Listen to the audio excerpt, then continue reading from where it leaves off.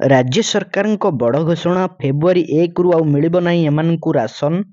ମୋହନ ସରକାରଙ୍କ ବଡ଼ ଘୋଷଣା, ଆସିଗଲା ଡେଡଲାଇନ୍। ଏଥର କଟିଯିବ କାର୍ଡ, ଆଉ ମିଳିବ ନାହିଁ ମାଗଣା ଚାଉଳ କିମ୍ବା ମାଗଣା ଗହମ।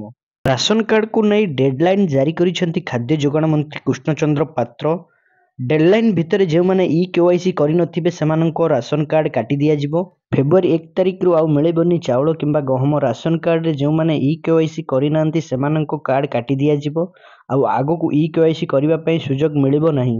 ଗୁରୁବାର ଖାଦ୍ୟ ଯୋଗାଣ ମନ୍ତ୍ରୀ କୃଷ୍ଣଚନ୍ଦ୍ର ପାତ୍ର କହିଛନ୍ତି, ଜାନୁଆରୀ 31 ତାରିଖ ସୁଦ୍ଧା ଇ-କେୱାଇସି ନକଲେ କଟିଯିବ ରାସନ କାର୍ଡ। ବର୍ତ୍ତମାନ ସୁଦ୍ଧା 49 ଲକ୍ଷ ହିତାଧିକାରୀ ଇ-କେୱାଇସି କରିନାହାନ୍ତି। ମନ୍ତ୍ରୀ କହିଛନ୍ତି, ବାହାର ରାଜ୍ୟରେ ଥିବା ଲୋକଙ୍କ ଇ-କେୱାଇସି କରାଯାଇଛି। ମନ୍ତ୍ରୀ କହିଛନ୍ତି, ବାହାର ରାଜ୍ୟରେ ଥିବା ଲୋକଙ୍କ ଇ-କେୱାଇସି କରାଯାଇଛି।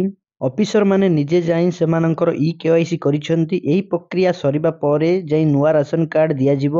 ତେବେ ବଡ଼ କଥା ହେଉଛି, ରାଜ୍ୟରେ ବର୍ତ୍ତମାନ ସୁଦ୍ଧା 49 ଲକ୍ଷ ଲୋକ ରାସନ କାର୍ଡ ଇ-କେୱାଇସି କରିନାହାନ୍ତି। ସେମାନେ ଯଦି ଜାନୁଆରୀ 31 ସୁଦ୍ଧା ଏହି ପ୍ରକ୍ରିୟା ପୂରଣ ନ କରନ୍ତି ତେବେ ସେମାନଙ୍କୁ ଆଉ ଅଧିକ ସମୟ ଦିଆଯିବ ନାହିଁ। ଜାନୁଆରୀ 31 ତାରିଖ ପରେ ଆଉ ମିଳିବ ନାହିଁ ରାସନ, ଚାଉଳ ଏବଂ ଗହମ। ପାଇବାରୁ ବଞ୍ଚିତ ହେବେ ହିତାଧିକାରୀ। ସେମାନଙ୍କର ନାଁ ସରକାରୀ ଲିଷ୍ଟରୁ କାଟି ଦିଆଯିବ। ଏହା ସହିତ ଯେଉଁ ଅଯୋଗ୍ୟ ହିତାଧିକାରୀ ରାସନ ପାଉଛନ୍ତି ସେମାନଙ୍କ ନାଁ ବି କଟିବ। ଏହା ହିଁ କହିଛନ୍ତି ଖାଦ୍ୟ ଯୋଗାଣ ଖାଉଟି କଲ୍ୟାଣ ମନ୍ତ୍ରୀ କୃଷ୍ଣଚନ୍ଦ୍ର ପାତ୍ର। ଯେଉଁମାନେ ଏପର୍ଯ୍ୟନ୍ତ ଇ-କେୱାଇସି କରିନାହାନ୍ତି ଆପଣଙ୍କର ନିଜ ରାସନରେ ନିହାତି ଭାବେ ଇ-କେୱାଇସି କରାଇ ନିଅନ୍ତୁ। ଜାନୁଆରୀ 31 ତାରିଖ ହେଉଛି ଶେଷ ସମୟ। ଯେଉଁ ହିତାଧିକାରୀମାନେ ଏପର୍ଯ୍ୟନ୍ତ ଇ-କେୱାଇସି କରିନାହାନ୍ତି ନିହାତି ଭାବେ ଜାନୁଆରୀ 31 ତାରିଖ ଭିତରେ ଇ-କେୱାଇସି କରାଇ ନିଅନ୍ତୁ।